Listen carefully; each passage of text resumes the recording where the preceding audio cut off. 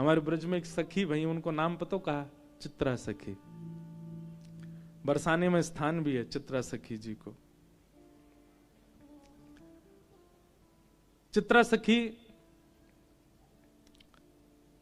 वो उन्होंने जोगन भेष धारण किया था। उनका नियम था कि वे जब तक रहेंगी किसी पुरुष को देखेंगी भी नहीं, स्पर्श तो बहुत दूर की बात। चित्रा सखी जी ऐसे रहती थी। लेकिन उनका नाम चित्रा सखी इसलिए क्योंकि वो चित्र बनाने में निपुण, और यह सरस्वती की विद्या थी। उनको सरस्वती जी ने वरदान दिया था, जाको एक बार देख लेंगी, एक बार देखते ही यथावत वा को चित्र प्रकट कर देंगी।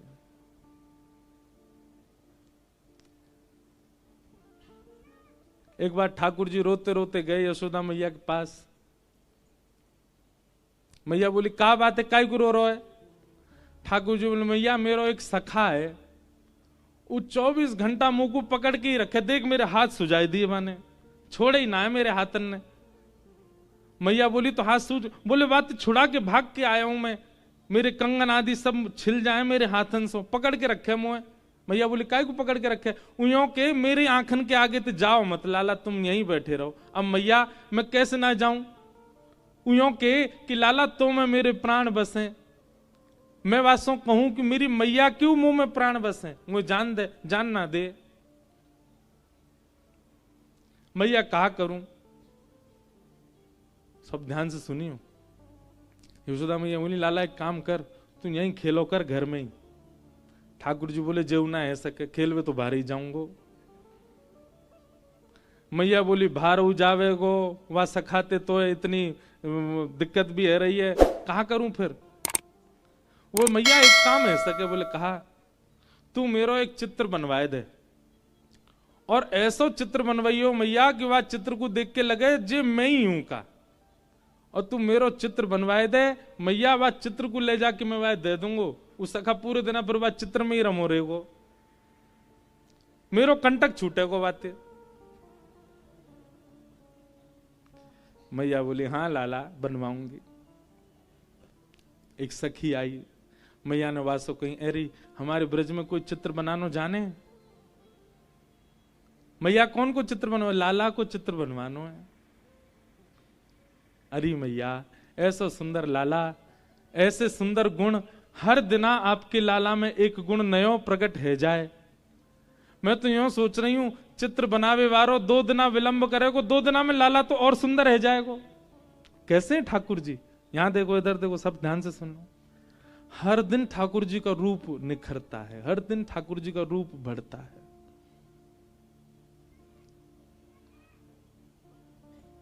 ना तो कोई को लेके आ।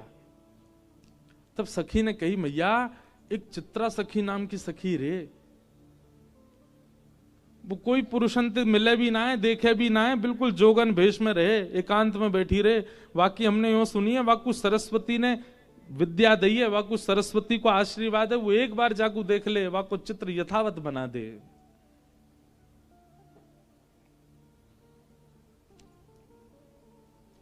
मैया बोली, जो कहेगी सो दूंगी, वाकू तू लेके आ, मेरे लाला को चित्र बनवाए दे। सखी गई श्री चित्रा सखी जी के पास और जाकर के निवेदन कियो, श्री यशोदा मैया ने बुलायो है, अपने लाला को चित्र बनवाएंगी। चित्रा सखी बोली, मैं ऐसे कोई के चित्र ना बनाए करूं, ऐसे सबन के चित्र ना बनाऊं मैं, और मेरा कोई एक स्वभाव, मुंह को केवल सरस्वती जी की कृपा है, मुंह पे चित्र बनावे की आज्ञा उनकी, बाकी ऐसा थोड़ी कि जो बनाया वही के चित्र बनाती रहूं। सखी बोली, अरे तू कितनी भाग्यशाली, हम सब गोपी तो बाट निहारे कि नेक भी नंद नंदन हमारे आगे नेक डट जाए तो नेक देर उनको देख लें। तू कितनी भाग्यशाली, तो को निहारवे को मिलेंगे, तो को खूब देर देखवे को मिलेंगे, और वाक्य बाद तू उनको चित्त में धारण करेगी, तब चित्र में बनेंगे। कितना बड़ा सौभाग्य तेरो, तेरी जगह हम चित्रकार होते, हम तो अभी जाते और जाके बना, ऐसा सुंदर उनको लाला, तू एक बार चल तो सही। चित्रा सखी बड़े बेमन से गई, उसका मन नहीं था।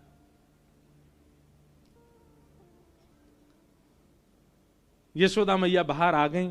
अच्छा, यशोदा मैया की अधिकतर लीलाओं में एक बात देखी, वो सीधे अपने लाला तना मिलवा में कोई है भी, जैसे कोई आवेगो नयो घर में, सो लाला भीतर छोड़ के तू भीतर रहियो, बाहर मत आ जाइयो।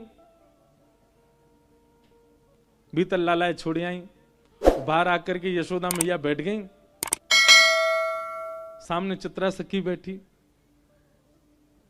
बोले मैया आ गई, यही है चित्रा सखी। यशोदा मैया बोली मेरे लाला को चित्र बनाना है। मेरो लाला बड़ा सुंदर है, ऐसी पीरी पीतांबरी पहने, ऐसी नथ बेसर पहने, ऐसे कानन में कुंडल धारण करे, ऐसे घुंघराले केश हैं वाके, केशन ने ऐसी गूद बनाए के बीच में जूड़ो सो बनाए ले, पाँव में मोर पिछ लगावे, ऐसे गदमदरा से हाथ हैं, ऐसा सुंदर रूप धारण करे मेरो लाला, बहुत सुंदर है। तो मैया यशोदा जहां बैठी, वहीं ऊपर एक खिड़की भी हती, वही में खड़े खड़े ठाकुर जी सुन रहे हैं। बोले मैया मेरो रूप बता रही है, चित्रा सखी है। सो ठाकुर जी खिड़की पर खड़े भये, और वहां मैया को मुख तो है चित्रा सखी की, और चित्रा सखी मैया को देख रही, मैया के ऊपर ही खिड़की पर ठाकुर जी खड़े। सो ठाकुर जी बोले मैया ऐसा रूप बता रही, ने दर्शन तो कराऊं। सो ठाकुर जी ने पर्दा खोले, और पर्दा जैसे खोले सो कहा कियो अपनी पीतांबरी वगैरह सब उतार दे, बिल्कुल नंगम है गए। मैया कह रही मेरो लाला तो पीतांबरी पहने, मेरो लाला तो गले में ऐसी माला पहने, मेरो लाला तो ऐसा। ठाकुर जी ने पर्दा खोलो, बिल्कुल नंगम नंगा। और चित्रा सखी देखे, मैया तुम्हारो लाला पीतांबरी पहने? हाँ, मोह तो नंगम नंगा दिख रहा है। मैया जैसे पीछे देखा, सोई ठाकुर जी पर्दा लगा ले, तुरंत पीतांबरी पहन ली, गले में माला पहन ली, कानन में कुंडल पहन लिए। कन्हैया तुरंत खोल के आए सो पीतांबरी। हाँ मैया। चित्रा सखी को तो यही मन हर लियो ठाकुर जी ने। बोले ओहो, ये सामान्य नहीं है, ये साधारण नहीं है। हेरी तू तो यो कह रही नंगम नंगा, देखो देखियो कैसी पीतांबरी पहन के ठाड़ो है। चित्रा सखी के नेत्र सजल हो गए, कहा कहूं, बार बार वह सखी को देखे जो लेके आई, वह सखी को मनी मन धन्यवाद कह रही है। अरे तेने पहले ना बताई, ये सुंदर श्याम मेरो लाला बड़ो सीधो है। एरी चित्रा ने सुन ले, बहुत सीधो हो बेचारो, इतनो भोरो इतनो भोरो। अच्छा मैया। इतने में ठाकुर जी पर्दा खोल के आए, और दोनों हाथ लेके ठेंगा लेके और नृत्य कर रहे हैं, दो दतुइयां दिखा रहे हैं, और मटक मटक करके नाच रहे हैं। चित्रा सखी करी हाँ मैया बहुत सीधो है। मैया पीछे देखे, सोई ठाकुर जी पर्दा कर ले, अरे लाला सोई आमे बिल्कुल। हाँ मैया, बोल मैया, कहाँ कह रही मैया, तू जो कहेगी मैया सो करूंगा, तू बता तो। चित्रा सखी बोली मैया वास्तव में सीधा हो तुम्हारो लाला। ठाकुर जी को जाके चित्त पे अपनो प्रभाव डालना हो ना, वह को अपने सब रस दिखा दे, और जाके चित्त को ठाकुर जी को कोरो ही छोड़ना हो ना, वह को श्री जी बाबा हर दिन एक जैसे ही लगेंगे। कल भी ऐसे ही है हमारे पूज्य नाना जी, जब मैं कभी श्रीनाथ जी नहीं आयो, आपको जान के आश्चर्य होगा, हम गिरधर लाल की सेवा, लाल जी हमारे घर पधारे इतनी कृपा करके। मैं 19 वर्ष की आयु में पहली बार नाथ द्वार आयो, 19 वर्ष बाद। 19 वर्ष तक तो हमने श्रीनाथ जी केवल चित्र में ही देखे। 19-20 वर्ष की आयु में पहली बार आयो मैं, और तब से महाराज ऐसे पकड़े, लाल जी ने ऐसे पकड़े, हमें तो सुबह मंगला में अलग दिखे। सुबह मंगला में ऐसा अनुभव होवे कि लाला की आंख खुली ना है, गुसाई जी ने उठाई दिए, जमाई सी ले रो लाला, मानो ऐसा ठाकुर जी को देख के मंगला में अनुभव होवे। ठाकुर जी कह रहे ने को और सोन दो, काई को आए गए हो सवेरे सवेरे। वहां समय लोग जय जयकार करें, घंटा घड़ियाल बजे, तो मुझे ऐसा लगे मैं लाला यूं कह रहूंगे, अरे भैया धीमे धीमे करो आवाज, अभी सो के उठाऊं मैं। सुबह को पद गामे ना, मोहन जागिए बलि जई हैं, लाला जागिए बलि जई हैं, मोहन जागिए बल जइए, लाला जागिए बल जइए। पीत रजाई दूर कर मुख ते, पीत रजाई दूर कर मुख ते, छाड़ दे अलसई लाला, छाड़ दे अलसई। यशोदा मैया ऐसे ना उठावे, कैसे उठावे?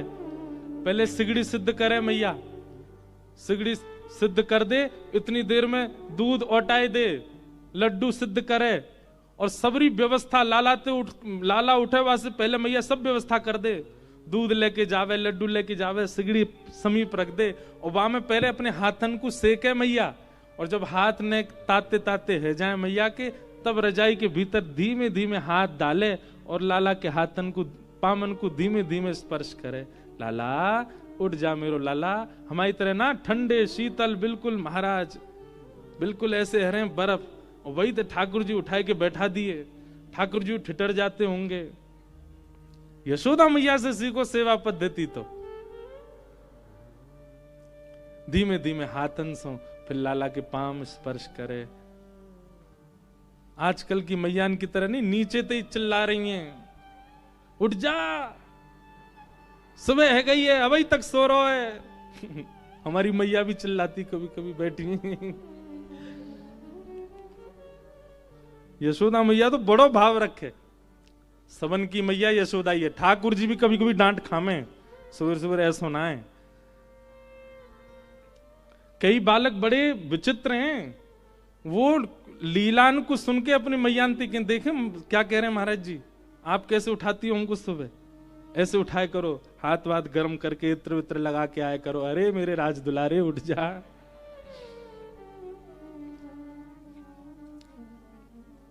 ठाकुर जी जैसे प्यारे तो बन जाओ, मैया ऐसी उठावेगी।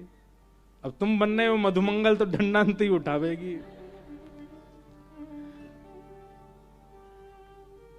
ठाकुर जी उठ गए, पर उठे हुए ठाकुर जी भी ऐसे रजाई नए घटा में अपने आंखन के आगे थे। मैं उठूंगा तो मैया तुमको कहा देगी, अच्छा या में भी शर्त चाहिए लाला, कछु दूंगी तो ही उठेगो, नहीं तो नहीं उठेगो ना मैया, पहले बता मुझको कहा देगी। तेरे कारण श्याम सुंदर, तेरे कारण श्याम सुंदर, मैं नई मुरलिया ली हूँ लाला, नई मुरलिया। लाला देख तेरे काज नई मुरली लेके आई हूं मैं। और जैसे ही मुरली को नाम सुनो, सोई ठाकुर जी ने रजाई दूर कर दी, उठ के बैठ गए, और बैठ करके मैं कहाँ है मेरी मुरली कहाँ है। जैसे ही ठाकुर जी उठ के बैठे, मैया ने मुख से दूध लगायो, लड्डू खवायो, लई आरती उतार दी, है गई मंगला। उठ गो लाला, अब चल बैठो ही रहे, रजाई वजाई सब उठा के ले गई। ऐसे उठे ठाकुर जी।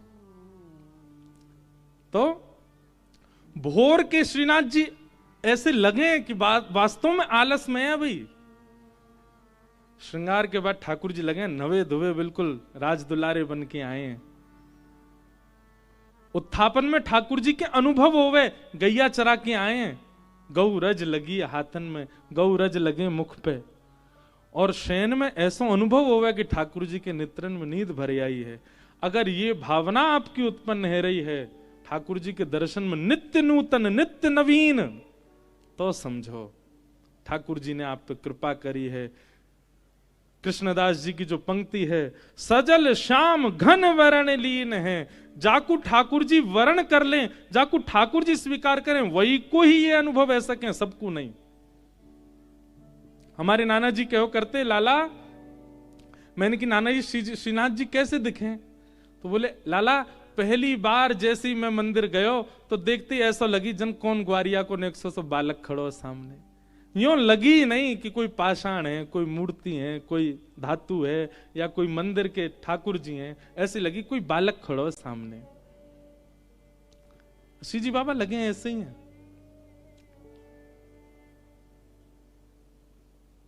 ऐसे लगेंगे कोई लाला खड़ो है, कोई बालक खड़ो है। ये अनुभव यदि है रहे हो तो इसको मतलब आप ठाकुर जी के प्रथम रूप को दर्शन कर चुके हो, जो कौन सा है? सत्य। चित्रा सखी को ठाकुर जी ने खूब सारे दर्शन कराए। मैया जैसे रूप को वर्णन करे, ठाकुर जी वास्तव विपरीत रूप धारण करके चित्रा सखी को दिखावे।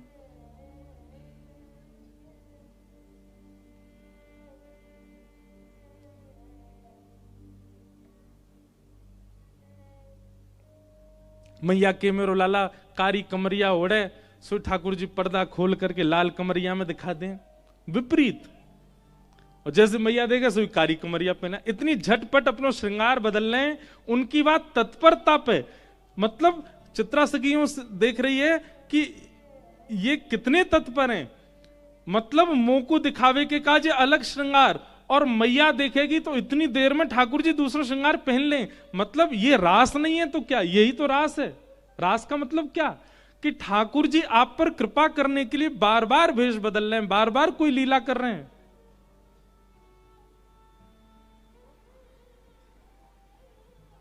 चित्रा सखी तो आनंदित है। हमारे पूज्य श्री मलुक पीठ वाले महाराज जी एक पंक्ति गामे, एक पंक्ति नहीं केवल एक लाइन गामे, और वो मेरे मन में ऐसी घर करके बैठ गई। मैं 24 घंटा सोचूं, या से आगे कहा, या से आगे कहा, खूब ढूंढो मुंह, कहीं मिलो ही नहीं। वो एक ही लाइन है।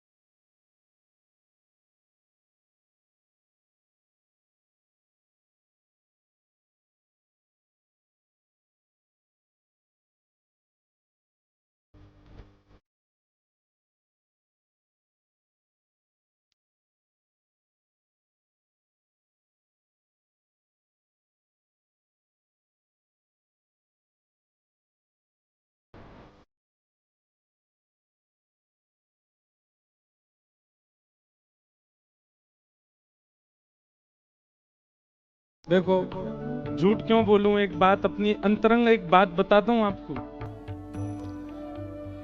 मुकु कई सारे भाव ठाकुर जी की लीला के, या कोई पद लिखवे को भी, ये सब भाव पतो कवा में, जब मैं स्नान करवे जाऊं, नहाते नहाते आमे। ये पद बहुत दिनान से मन में चलो, वाराणसी कथा में भी ये पद चलता रहो बहुत दिन तक। मन है रो, यहाँ से आगे क्या, यहाँ से आगे क्या। तब स्नान करते करते कल मन में भाव आए कई, ठाकुर जी कैसे हैं, चित्रा सखी की स्थिति कैसी है गई है।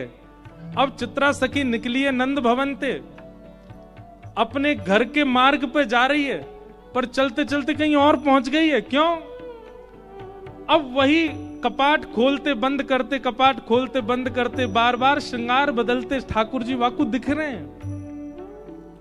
वो वन में देखे तो वन में दूर ठाकुर जी दिखाई दे रहे हैं। सरोवर देखे तो सरोवर में नहाते ठाकुर जी दिखाई दे रहे हैं। गौशाला गैया देखे तो गैया चराते ठाकुर जी दिख रहे हैं। और सब जगह गाती जा रही है, ये देख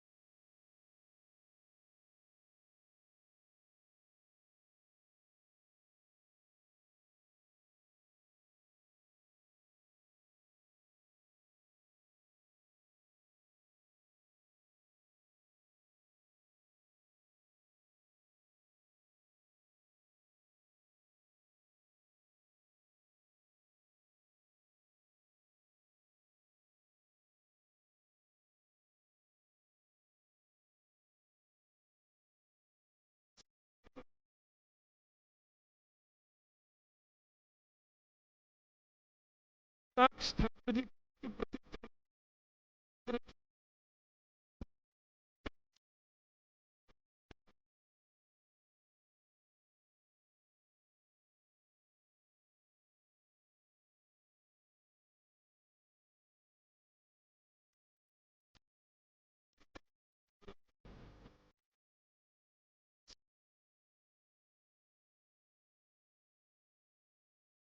भारत के पड़ोस में देश है, वहाँ के लोग उनके भी यहाँ कैसे जाम सोच ली।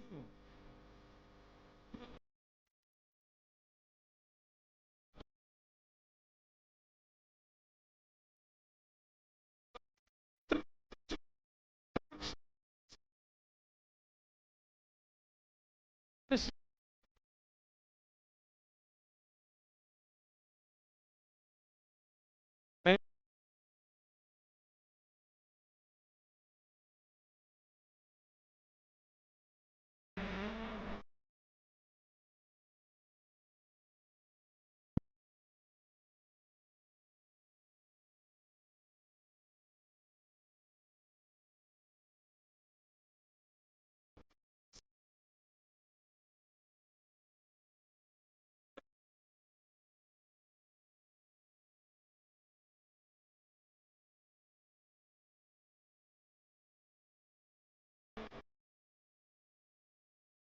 एक कला है ठाकुर जी की, हर व्यक्ति के तौर पर जावे, हर व्यक्ति जावे, जब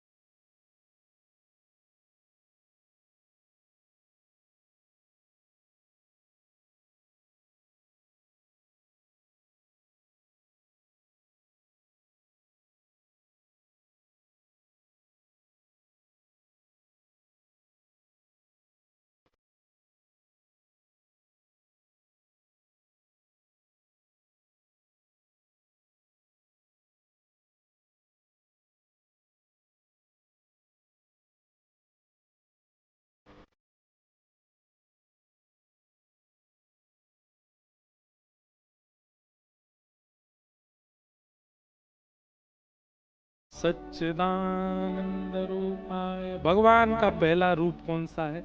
सत्य। और सत्य रूप का जब आप दर्शन करेंगे तब ऐसी स्थिति हो जाएगी जो अभी हम सुन रहे हैं, चित्रा सखी की स्थिति, कृष्णदास जी की स्थिति, उस नृत्यांगना की स्थिति, सूरदास की स्थिति। अगर असद रूप का दर्शन, असद रूप ही चित्त में विराजमान है तो अपने आर्त समझ आएंगे ठाकुर जी के आगे जाके, अपनी पीड़ा याद आएगी, पारिवारिक पीड़ाएं याद आएंगी ठाकुर जी के सन्मुख जाके। पर ठाकुर जी अगर सत्य रूप में विराजमान हो गए होंगे तो ठाकुर जी के सन्मुख जाते ही यही तो है मेरे जीवन, बाकी सब भूल जाओगे। और सत्य स्वरूप चित्त में विराजेगा कैसे? केवल सत्संग की कृपा, केवल गुरु कृपा, सत्संग और गुरु कृपा। हम आपसे स्पष्ट कह रहे हैं, भजन बल, तप बल, व्रत बल, परिक्रमाओं का बल, इन सब बलों से कई गुना ऊपर है सत्संग का बल। आप सत्संग नित्य किया करो। हम कुछ नहीं करते, हम ज्यादा नियम नहीं है हमारे, पर एक ठाकुर जी कृपा है कि नित्य सत्संग हो रहा है। इस सत्संग से ही बहुत कुछ अनुभव हो जाता है जीवन में। हम औरों की क्या आपको बताएं कि इससे ये होगा, इससे, सत्संग से सब कुछ संभव है। तो सत्य स्वरूप का यदि दर्शन करना है, सत्संग करो, नित्य कथा सुनो। और देखिए, एक आध दो कथा सुनकर के आप व्याकुल हो जाते हो, ठाकुर जी कृपा क्यों नहीं कर रहे, हम पिछले 6 महीना से खूब कथा सुन रहे हैं, खूब सेवा कर रहे हैं, खूब नाम जप। अरे समय दीजिए, इतनी तीव्रता, इतनी जल्दी क्यों है आपको? लोग अपना पूरा जीवन व्यतीत कर देते हैं ठाकुर जी की याद में, तब जाकर के ठाकुर जी कृपा करते हैं। सबरी पूरा अपनी अवस्था व्यतीत कर दी ठाकुर जी की याद में, तब जाकर के राम जी ने कृपा की। आपको 6 महीना में ही अनुग्रह चाहिए?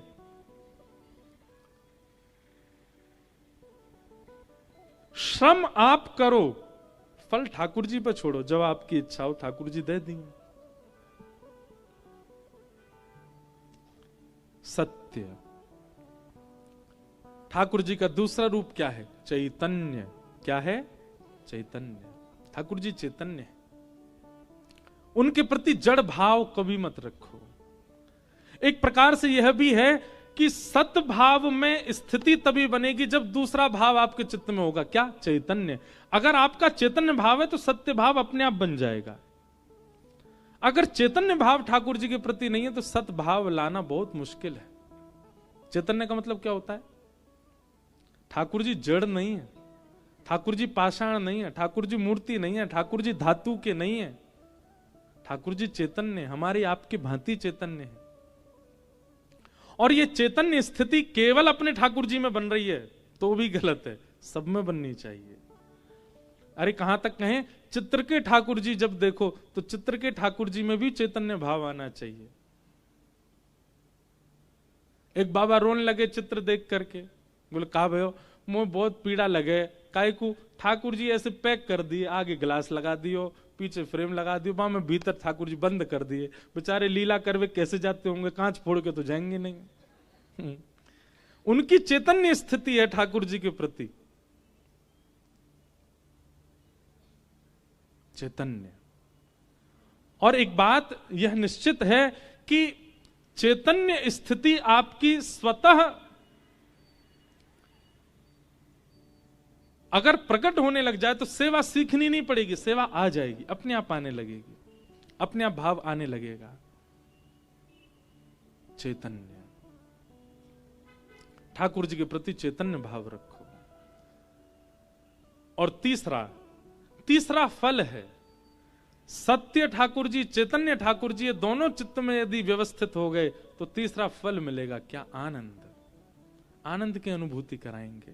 सच्चिदानंद रूपाय विश्वोत्पत्त्यादि हेतवे। शाम को उत्सव में जबरदस्ती मत नाचा करो। एक बात हम निवेदन करें, पता चली कोई तेज रिदम का कोई भजन है, अब तो हमको उठना ही है, अब तो हमको नाचना ही नहीं, तब तक मत नाचो जब तक आपका रोम रोम कहने नहीं लग जाए कि नहीं नृत्य करना ही है।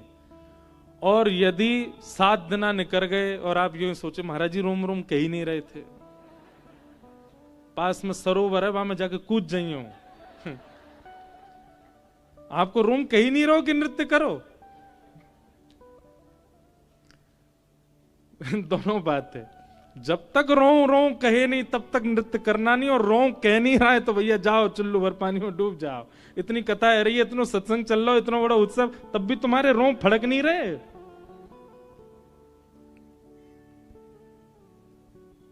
आनंद, ये आनंद कब प्रकट होता है? जब सत्य और चैतन्य स्थिति ठाकुर जी की चित्त में आ जाती, तब आनंद। हमारे गुरुदेव कहते हैं सत्य परमात्मा को जिस दिन चैतन्य मानना प्रारंभ कर दोगे उसी दिन आनंद प्रकट होने लग जाएगा। सत्य परमात्मा को चैतन्य मानो, उसी दिन से आनंद। सच्चिदानंद रूपाय और विश्वोत्पत्त्यादि हेतवे, विश्व की उत्पत्ति पालन संहार के जो हेतु हैं।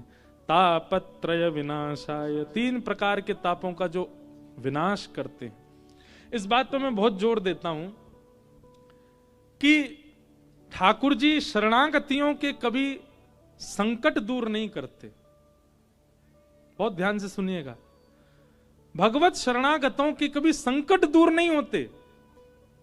तो क्या होता है? संकट से जूझना आ जाता है, संकटों से लड़ना आ जाता है, संकटों में कैसी बर्ताव करना वो आप सीख जाते हो। ये भगवत शरणागति से होता है। आप भजन कर रहे हैं और उसके पीछे अगर आपका भावना ऐसी है कि ये संकट क्यों नहीं जा रहे मेरे जीवन से, इसलिए भजन मत कीजिए। भजन करने से संकट जो आते हैं उनको अब देखो, स्कूल पढ़ने जाते हो, टीचर पढ़ाते हैं। अब आप ये कहो एग्जाम पेपर लेकर के टीचर सुनो हमारे पिताजी फीस भरते हैं आपकी, आपको जो वेतन मिलता है हमारे पिताजी देते हैं आपको, तो प्रश्न का उत्तर नहीं आ रहा, बताओ हमें। टीचर क्या करेगी? स्केल लाओ बड़ा वाला, हाथ आगे कर। क्यों? अरे भाई ये परीक्षा है, इसका मतलब ये थोड़ी है कि तुम हम यहां पे ये कहोगे हमारे पिताजी वो देते हैं तो हमको उत्तर बताओ। परीक्षा तो देनी ही पड़ेगी। ऐसे ही ठाकुर जी से जब व्यक्ति करता है, रोज 1 लाख नाम जप करता हूं मैं, रोज अग्निहोत्र करता हूं ठाकुर जी, रोज परिक्रमा करता हूं, रोज श्रीनाथ जी सुबह मंगला करने जाता हूं, फिर भी मेरे को कष्ट दे रहे हो। ठाकुर जी तब फुटा ढूंढते हैं बड़ा वाला। अरे संकट जीवन में आ रहा है भैया, उससे जूझना सीख। ये परीक्षा है, परीक्षा तुझे पार करनी होगी। इसका मतलब ये थोड़ी कि तुम मोते गुहार लगावे मैं इतनी इतनी आप पे पूजा करता हूं, आप कुछ नहीं कर रहे हो। और एक और बात याद रखिएगा, कई बार ये परीक्षाएं तब ज्यादा होती हैं जब आप भगवत सन्मुख होते हो। आप जब तक भगवत विमुख थे, यहां काय को खड़े हैं भैया सब लोग, आप ये जो लोग भीड़ खड़ी है यहां पे, ओ भैया सुनो रे, ये जो यहां लोग खड़े हैं, आप लोग बैठ जाओ ना, कहीं स्थान मिल जाए। यहां खड़े कब तक रहोगे? अब लेट आओगे तो लेट ही पाओगे भैया। ये सब सुबह ते आके बैठ गए तो ही मिल गए, जहां जहां स्थान मिले सब बैठ जाओ।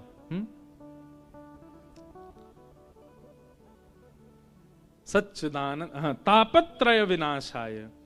ठाकुर जी कष्ट दूर नहीं करते, ठाकुर जी कष्ट से जूझना सिखा देते हैं, कष्टों से लड़ना सिखा देते हैं, कष्ट का सामना परीक्षा देना सिखा देते हैं ठाकुर जी। ये ठाकुर जी का स्वरूप है, ये ठाकुर जी का स्वभाव है।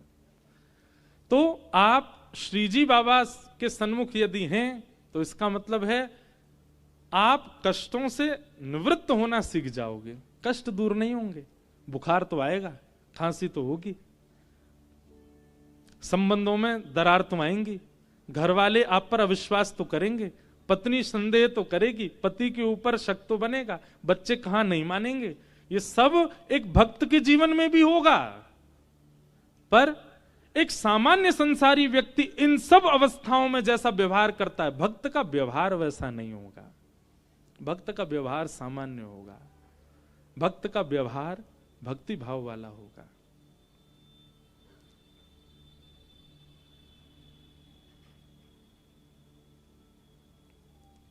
तापत्रय विनाशाय श्री कृष्णाय वयम नुमः। ऐसे श्री कृष्ण को हम बारंबार नमन करते हैं। तो कल ये श्लोक प्रारंभ हुआ महात्म का, और हम यहीं रह गए, तो एक श्लोक से महात्म पूर्ण कर रहे हैं। बोलो भागवत महापुराण की। अब भागवत जी के प्रथम स्कंद में हम लोग प्रवेश कर रहे हैं। प्रथम स्कंद का प्रथम श्लोक, जन्माद्यस्य यतोऽन्वयादितरतश्चार्थे स्वविज्ञस्वराट् तेने ब्रह्म हृदय आदि कवये मुह्यन्ति यत्सूरयः तेजो वारि मृदां यथा विनिमयो यत्र त्रिसर्गो मृषा धाम्ना स्वेन सदा निरस्तकुहकं सत्यं परम धीमहि। परम सत्य परमात्मा को हम ध्यान करते हैं। जो परमात्मा कैसे हैं? जन्म आदि से जो परे हैं। देखो, भाव है तो ठाकुर जी का जन्मोत्सव, और भाव नहीं है तो वो परब्रह्म है, उनका जन्म कभी नहीं होता। इसलिए हमारे ब्रज की स्थिति में ज्ञान और वैराग्य होने चाहिए, पर कैसे होने चाहिए? भावयुक्त ज्ञान, भावयुक्त वैराग्य। कई लोगों में केवल ज्ञान होता है, कई लोगों में केवल वैराग्य होता है, भाव नहीं होता दूर दूर तक। ऋते ज्ञानान न मुक्ति, ये वेद वाक्य है कि ज्ञान के बिना मुक्ति नहीं मिलती। लेकिन हम एक बात कहना चाहेंगे, भाव युक्त ज्ञान है तो ही मुक्ति होगी, नहीं तो ज्ञान तो रावण को भी था, ज्ञानी तो रावण भी था। भाव युक्त ज्ञान, भाव मतलब प्रेम युक्त ज्ञान। कथा से हम क्या सिखाना चाह रहे हैं? इस उत्सव का उद्देश्य, परसों प्रेस कॉन्फ्रेंस में हमसे पूछ रहे, महाराज जी इसका उद्देश्य क्या है? ये जो आप करते हो, आपके घर के ठाकुर जी अपने घर में ही कर लो उत्सव, जगह जगह जाके क्यों करते हो? हमने कहा देखो, उद्देश्य निजी तो बहुत सारे हैं, पर अगर सबके लिए पूछो तो एक उद्देश्य है। क्या? कि हम सेवा करते हैं, हम उत्सव मनाते हैं, उससे हम युवाओं को ये बताना चाह रहे हैं कि संसारी नृत्यों में, संसारी गायनों में आप लोगों को सुख मिलेगा, पर यहां उत्सवों में आकर के 7 दिन 7 क्षण के समान बीत जाएंगे, यहां आनंद प्राप्त होगा। संसारी सुख जब व्यक्ति भोगता है, रात भर नाचता है और फिर दिन में उठता नहीं है। यहां देखो, रात में नाचे हम कितने बजे तक? 10 बजे तक, 10:30 बजे तक नाचे। उसके बाद जाके प्रसाद पाया, फिर जाकर के सबसे मीटिंग करी, फिर अध्ययन किया, 2 बजे सोए, 5 बजे उठ गए, स्नान ध्यान करके तैयार करके मंगला में, वो सब बालक, सब युवा आए थे मंगला में। संसारी नृत्यों में सुबह उठने का अवकाश नहीं होता, सुबह उठो ही ना जाए महाराज, सोन दो। पर उत्सव में यहां पे देखो, आप लोग 7 दिन बाद पता क्या होगा? नाक से गरम गरम हवा निकलेगी, कानन से गरम गरम हवा निकलेगी, आंख लाल पड़ जाएंगी, लेकिन तब भी प्रसन्न, वो चित्त में एक आनंद उत्साह बढ़ रहा होगा। इस बात का प्रमाण देने के लिए उत्सव होता है कि संसारी सुख फीका है भगवत उत्सवों के आगे। इन उत्सवों के आगे अब मैं अपने घर में ही कर लूं, अपने लाल जी को उत्सव कमरा में बैठ कर लूं, वो तो वहां में बढ़िया, मेरा खर्चा कम होएगा। पर ये इतनी व्यवस्था करके क्यों करना है? आज के युवाओं को बतावे के लिए कि ये है आनंद। प्राण हमारा वहां बसत है, प्राण हमारा वहां बसत है, प्राण हमारा वहां बसत है, प्राण हमारा वहां बसत है। यहाँ तो खाली खो,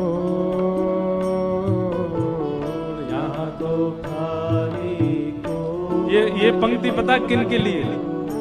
कई बच्चे बेचारे आ नहीं पाए उत्सव में, वो सब उत्सव का दर्शन कर रहे हैं और घर बैठे बैठे यही गा रहे हैं, प्राण हमारा वहां बसत है, प्राण हमारा वहां बसत है। देखो, संसारी उत्सव मनाने वाला, रात भर पान करके नाचने वाला, वो कभी नहीं कह सकता कि मेरे प्राण वहीं रह गए जहां मैं रात को था। कभी कहेगा? कभी नहीं कह सकता। पर एक बार गिरधरलाल के उत्सव में आवे वारो जरूर कहेगो, प्राण हमारा वहाँ बसत है, प्राण हमारा ओ यहाँ तो खाली खो, यहाँ तो खाली खो,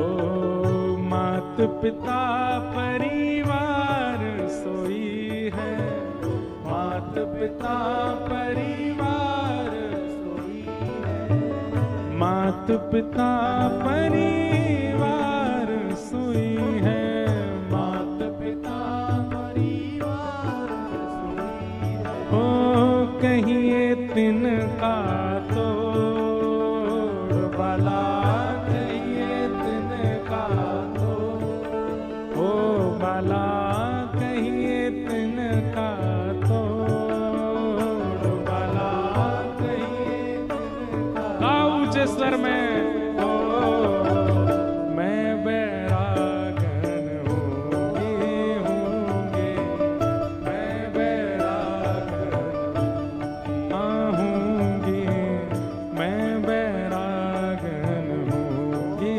होंगे, मैं बैरागन ओ भला,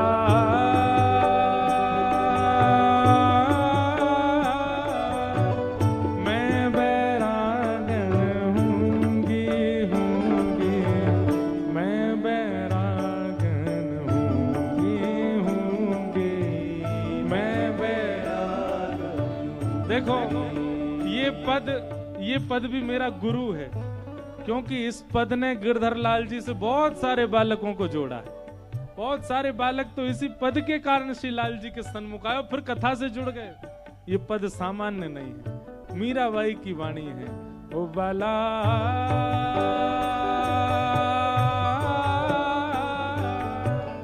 मैं बैरागन हूंगी हूंगी, मैं बैरागन हूंगी हूंगी, मैं बैरागन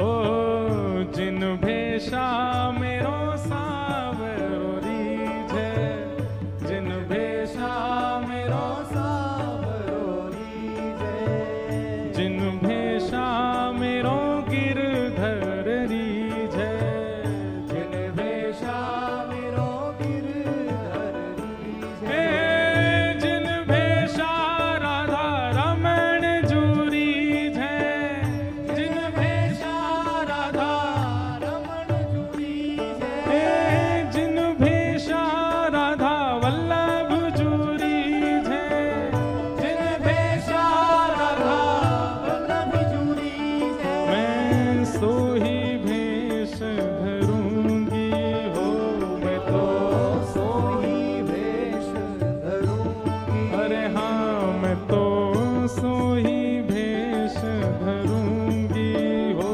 मैं तो सोही भेष धरूंगी, अरे हाँ मैं बैरागन होंगी होंगी, मैं बैरागन होंगी, मैं बैरागन होंगी होंगी, मैं बैरागन। बोलो श्री नाम